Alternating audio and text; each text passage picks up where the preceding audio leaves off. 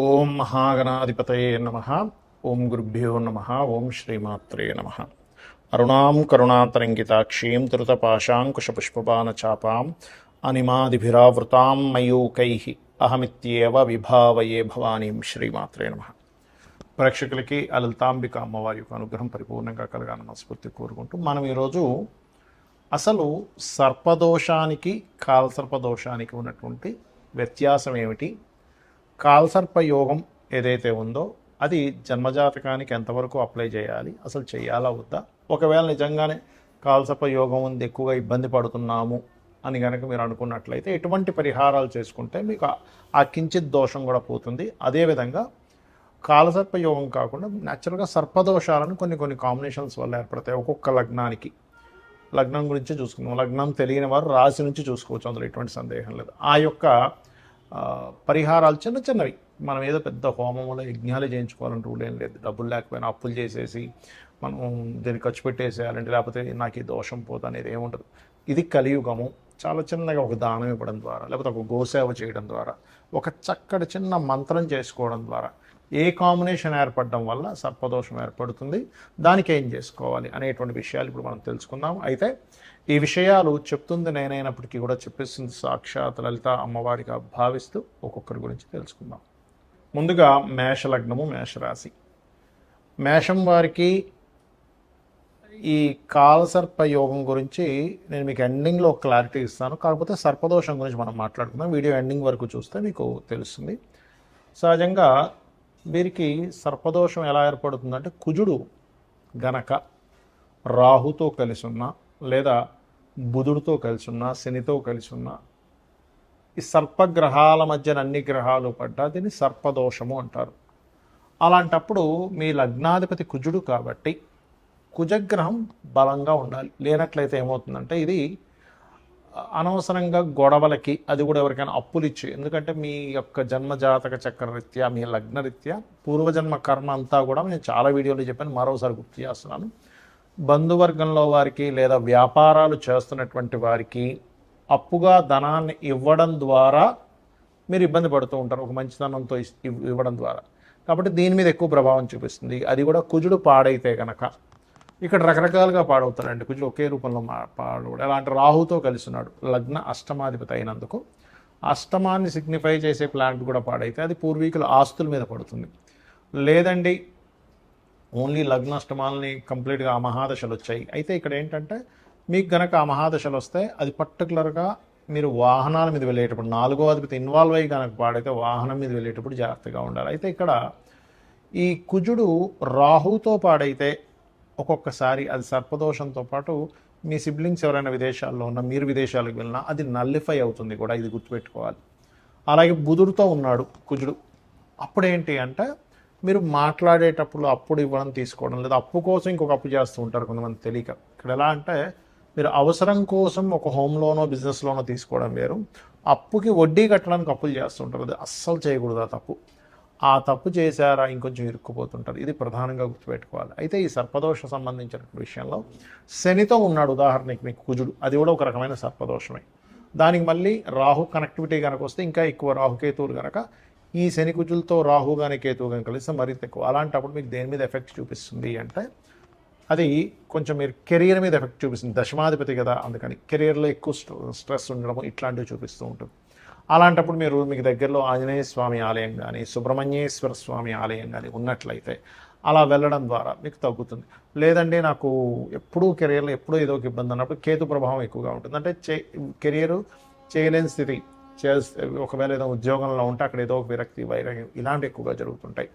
అయితే ఇక్కడ అసలు సర్పదోషం యొక్క ప్రభావం ఎంత ఉంటుంది, కాలసర్పదోషం యొక్క ప్రభావం ఎంత ఉంటుంది అనేటువంటిది మీ జన్మజాతకంతో సంబంధం లేకుండా కూడా అసలు పరిహారం ఏం చేసుకోవాలనేటువంటిది కూడా చెప్తాను. కాలసర్పయోగము అంటారు దీన్ని, కొంతమంది దోషము అంటుంటారు. ఇది పర్సనల్ చార్ట్కి అప్లై అవ్వదు. ఎక్కడా కూడా శాస్త్రాల్లో పర్సనల్ చార్ట్కి అప్లై చేయమని చెప్పలేదు.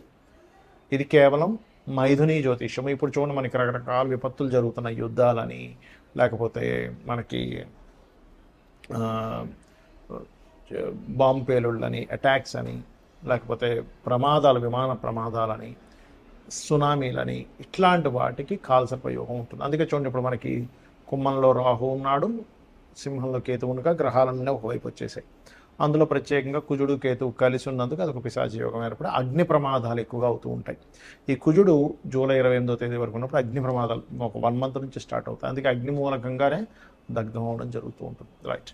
అయితే ఇక్కడ మరి కొంతమందికి మేము కాలసర్ప యోగం ఉన్నప్పుడు మేము చాలా ఇబ్బంది పడుతున్నామని అంటూ ఉంటారు. అది ఎలా అంటే, ఇప్పుడు చిన్న ఎగ్జాంపుల్ చెప్తా చూడండి. ఇప్పుడు మీరు ఒక 2-3 ఐటమ్స్ తిన్నారు, అందులో ఒకటి చక్కగా మీకు ఇష్టం ఉన్న కూర ఒకటి తిన్నారు, లేకపోతే ఇంకోటి ఏదో కూల్ డ్రింక్ తాగారు, లేకపోతే ఫలానా ఇంకోటి ఏదో తీసుకున్నారు. అప్పుడు మనం దేనివల్ల ఎఫెక్ట్ వచ్చింది అంటే డాక్టర్ కరెక్ట్గా తెలుస్తుంది. లేదంటే మీకు ఈ ఫుడ్ పడకపోవడం వల్ల అయింది, అంతగా నీరు వల్ల కాదు, లేదా నీరు వల్ల అయింది, ఫుడ్ వల్ల కాదు. అర్థమైందండి? కాబట్టి ఏంటంటే ఇది దాన్ని కరెక్ట్గా చూడగలగాలి. మీకు మహాదశ యోగించకపోవడం వల్ల, లేకపోతే ధనాధిపతి బాగోకపోవడం వల్ల, లేకపోతే నడుస్తున్న మహాదశతో పాటు అంతర్దశలో ఏదైనా ప్రాబ్లం ఉండడం వల్ల అనేది చూసుకోవాలి. అది స్ట్రక్కింగ్ యోగాలు కొన్ని ఉంటాయి. కాబట్టి నేను మీకు చాలా ఉదాహరణ వీడియోలో చెప్పాను. 180 మంది దేశ నాయకుల యొక్క జాతకాలు తీసుకుంటే అందులో 90% ఆఫ్ పీపుల్కి, ప్రెసిడెంట్లకి కాలసర్ప యోగం ఉంది. మరి వాళ్ళంత గొప్ప వాళ్ళు అయ్యారంటే మనం ఏంటో అర్థం చేసుకోవాలని. అంతదాకా ఎక్కడో విదేశాల్లో ఉండేటువంటి ప్రెసిడెంట్ల దాకా ఎందుకు, మన మెగాస్టార్ చిరంజీవి గారి జాతకంలో కూడా నేను చూశాను. మీరు కావాలంటే డేట్ ఆఫ్ బర్త్ నెట్లో కొడితే కాలసర్ప యోగంలోనే గ్రహాలన్నీ ఉంటాయి. దానికి సింపుల్గా ఏం లేదు, నెట్లో డేట్ ఆఫ్ బర్త్ తీసుకొని, దానికి టైం కూడా అక్కర్లేదు కాలసర్ప యోగం చూడడానికి. గ్రహాలన్నీ రాహుకేతువులకు అవతల కానీ ఇవతల కానీ అన్నీ ఉంటాయి. కొంతమంది ఒక చంద్రుడు ఉన్నాడు కదా, అది కూడా కాలసర్ప దోషం అంటారు. అది కాదు, అన్ని గ్రహాలు ఉండదా అని అంటారు. అది ఓన్లీ జన్మజాతకానికి అప్లై చేయకూడదు. ఒకవేళ సరే మీకు అంతగా మీకు అలా అనిపిస్తుంది, చక్కగా కాళహస్తి వెళ్ళండి.